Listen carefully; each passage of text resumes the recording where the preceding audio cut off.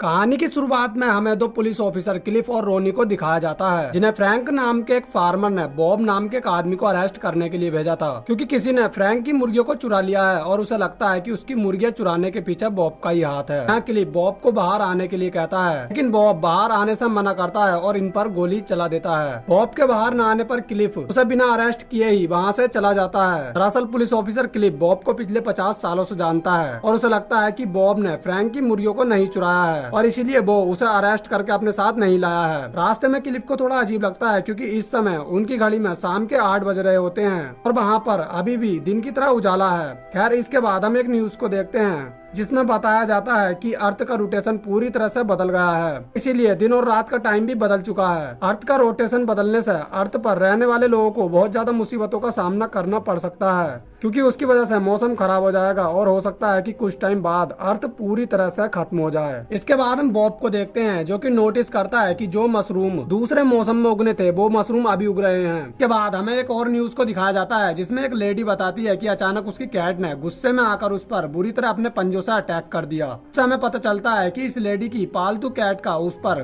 जंगली कैट की तरह अटैक करना और उधर मशरूम का टाइम से पहले उगना और दिन और रात का टाइम चेंज होना, ये सब अर्थ के रोटेशन की वजह से हो रहा है। अगले सीन में हम फ्रैंक नाम के एक फार्मर को देखते हैं, जो कि अपने पालतू जानवर को देखने के लिए घर से बाहर आता है, लेकिन तभी उसे देखकर उसका डॉग वहाँ से भागने लगता है। फिर उसकी नजर उसकी काव पर पड़ती है और वो भी जंगली जानवर की तरह जंगल में भाग रही होती हैं। इसके बाद हम पुलिस स्टेशन में क्लिफ को देखते हैं, जहाँ हमें पता चलता है कि क्लिफ ने पुलिस स्टेशन में एक ओल्ड लेडी मैलोरी की डेड बॉडी को रखा हुआ है। उसी पुलिस स्टेशन में हम मिंडी और रोनी को भी देखते हैं। उनसे कहते हैं कि तुम्हें इस डेड बॉडी को फ्यूनरल होम में भेज देना चाहिए। तब क्लिफ उनसे कहता है कि मैंने लोगों से बात की है और सुबह को कुछ लोग इस डेड बॉडी को लेकर यहाँ से चले जाएंगे। खैर, इसके बाद हम एक रेस्टोरेंट का सीन देखते हैं, जहाँ दो लेडी आपस में एक दूसरी लेडी जेल्डा के बारे में बात कर रही होती हैं। उनमें से एक लेडी बताती है कि जेल्डा अपने पास एक समुराइक तलवार रखती है। फिर हम जेल्डा को भी देखते हैं, जिसके पास रियल में एक समुराइक तलवार होती है। इसके बाद हम रात को कब्रिस्तान का सीन देखते हैं, जहाँ कब्र से एक डेड बॉडी जिंदा होकर बाहर निकलती है। उसके साथ ही एक दूसरी डेड बॉडी भी कब्र से बाहर आती है, जिससे हमें पता चलता है कि अब मरी हुई डेड बॉडीज ज़ॉम्बी में बदल चुकी हैं और कब्र से बाहर आ रही हैं। इसके बाद ये दोनों ज़ॉम्बी उसी रेस्टोरेंट में पहुंच जाते हैं, जहां वो दो लेडी जेल्डा के बारे में बात कर रही होती हैं। ये ज़ॉम्बी उन दोनों लेडी पर अटैक करते हैं और उन्हें मारकर खाने लगते हैं। इसके बाद ये दोनों ज़ॉम्बी वहां पर कॉफी को देखते हैं और उसे पीने के लिए आगे बढ़ने लगते हैं, जिससे हमें पता चलता है कि ये ज़ॉम्बी अपनी डेली रूटीन लाइफ को नहीं भूले हैं। इसके बाद ये दोनों वहाँ रखी कॉफी को पी लेते हैं और रेस्टोरेंट से बाहर चले जाते हैं। जाते वक्त हैंक ने इन्हें देख लिया था और इसके बारे में वो क्लिफ को इन्फॉर्म करता है। क्लिफ उस रेस्टोरेंट में जाता है और उन लेडी की डेड बॉडी को देखकर बहुत ज्यादा हैरान हो जाता है। फिर वहाँ रोनी भी आ जाता है। जब वो उन डेड बॉडी को देखता है तो वो समझ जाता है कि ये सब ज़ॉम्बी का ही काम है। फिर वो क्लिफ को बताता है कि इन डेड बॉडी की कंडीशन को देखकर साफ पता चलता है कि इन्हें ज़ॉम्बीज ने ही मारा है।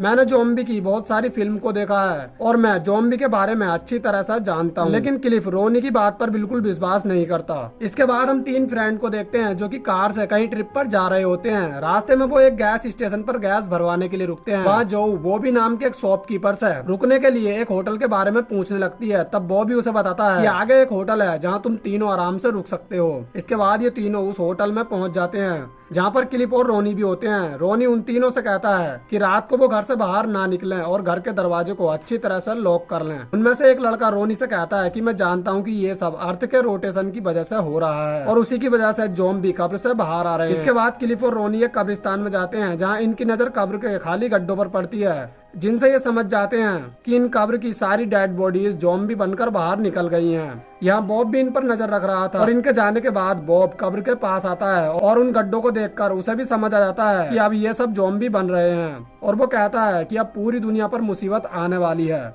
उधर क्लिफ को भी रोनी की बातों पर यकीन हो चुका था, इसीलिए वो रोनी से पूछने लगता है कि हम ज़ॉम्बी को कैसे मार सकते हैं। तब रोनी उसे बताता है कि ज़ॉम्बी को मारने के लिए हमें उनके सर पर अटैक करना होगा। उधर बॉब और हैंक एक साथ होते हैं और वो भी ज़ॉम्बी को मारने के लिए कुछ वेपन्स इकट्ठा करने लगते हैं, क्योंकि वो जानते हैं कि ज़ॉम्बी कभी भी उन पर अटैक करने आ सकते हैं। फिर हम उन तीन दोस्तों को भी देखते हैं जो कि ट्रिप पर आए थे। टीवी पर एक न्यूज को देखते हैं, जिसमें बताया जाता है कि ज़ॉम्बी ने कुछ लोगों पर अटैक करके उन्हें मार दिया है। इस न्यूज को देखने के बाद ये तीनों बहुत बहुत ज्यादा घबराने लगते हैं और जो दरवाजा बंद करने के लिए कहती है। फिर रात को हम देखते हैं कि कब्रिस्तान की सारी डेड बॉडीज ज़ॉम्बी बनकर कब्र से बाहर आने लगी हैं और सारे ज़ॉम्बी शहर की ओर बढ़ने लगे हैं। उनमें से 2 ज़ॉम्बी होटल के मालिक पर अटैक कर देते हैं और उसे मार कर खाने लगते हैं। उधर क्लिफ और रोनी भी ज़ॉम्बी से बचने के लिए बहुत सारे वेपन इकट्ठा कर लेते हैं। जब मिंडी उनसे इसके बारे में पूछती है तब वो दोनों उसे भी ज़ॉम्बी के बारे में सब कुछ बता देते हैं। तभी उस पुलिस स्टेशन में रखी मैलोरी की डेड बॉडी जिंदा होकर इनकी ओर बढ़ने लगती है, जिसे देखकर ये तीनों बुरी तरह से घबराने लगते हैं। अब क्लिफ और रोनी का शक यकीन में बदल चुका था कि दरअसल डेड बॉडी ही ज़ॉम्बी में बदल रही हैं।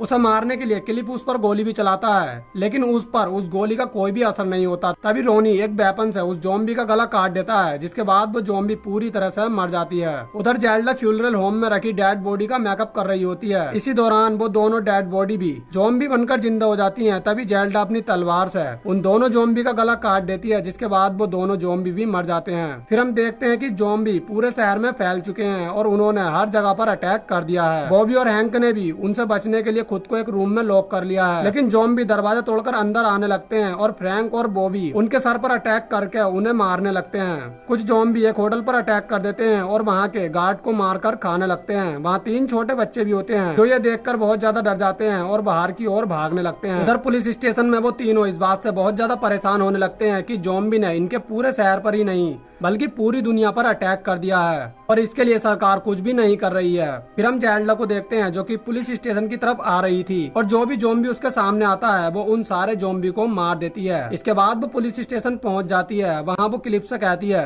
कि टाइम बहुत कम है और हमें लोगों को बचाना होगा। क्या तुमने लोगों को बचाने के बारे में कुछ सोचा है? तब क्लिफ उससे कहता है कि हम पूरे शहर में पेट्रोलिंग करेंगे जिससे लोगों की जान बच सकती है। उनके वापस आने तक जेल्डा पुलिस स्टेशन में ही रुकती है। रास्ते में वो बहुत सारे ज़ॉम्बी को देखते हैं जो कि मरने के बाद भी वही सब कर रहे थे जो कि वो अपनी जिंदा लाइफ में करते थे।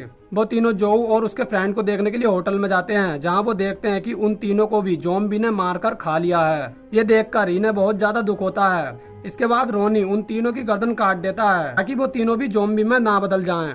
उधर जेल्डा पुलिस स्टेशन में रखे कंप्यूटर में कुछ अजीब से कोऑर्डिनेशन डालने लगती है। तभी वहाँ पर भी बहुत सारे ज़ॉम्बी पहुंच जाते हैं और उसके बाहर आने का वेट करने लगते हैं। फिर हम बॉबी और हैंक को भी देखते हैं जो कि ज़ॉम्बी से बचने के लिए दरवाजे को अच्छी तरह से लॉक कर देते हैं, लेकिन ज़ॉम्बी पीछे के दरवाजे से अंदर आ जाते हैं और उनकी तरफ बढ़ने लगते हैं। फिर हम देखते हैं कि कुछ ज़ॉम्बी ने फार्मर फ्रैंक को पकड़ लिया है और वो उसे मारकर खाने लगते हैं। बॉब भी ये सब देख रहा होता है। यहाँ हमें ये भी पता चलता है कि बॉब ने ही फ्रैंक के चिकन चुराए थे और वो उन्हें मारकर खा रहा है। फिर हम देखते हैं कि क्लिफ की कार एक कब्रिस्तान में फंस गई है और वहाँ बहुत सारे ज़ॉम्बी के बॉडी पार्ट्स उनकी कार के टायर के नीचे आकर फंस गए हैं, जिस वजह से उनकी कार आगे नहीं बढ़ पा रही है और उनकी कार के पास भी बहुत सारे ज़ॉम्बी आ गए हैं। उन ज़ॉम्बी में से एक ज़ॉम्बी मिंडी की ग्रैंड माँ भी होती है, जिसे देखकर वो खुद को रोक नहीं पाती और कार से बाहर आने की जिद करने लगती है। हालांकि क्लिफ और रोनी उसे बाहर जाने से मना करते हैं, लेकिन वो उनकी कोई भी बात नहीं सुनती और कार से बाहर आ जाती है, जिसके बाद वो ज़ॉम्बी उस पर भी अटैक करते हैं और उसे मार कर खा जाते हैं। फिर हम जेल्डा को भी देखते हैं जो कि कार लेकर कब्रिस्तान की ओर बढ़ने लगती है। रास्ते में उसे एक ज़ॉम्बी लड़की भी मिलती है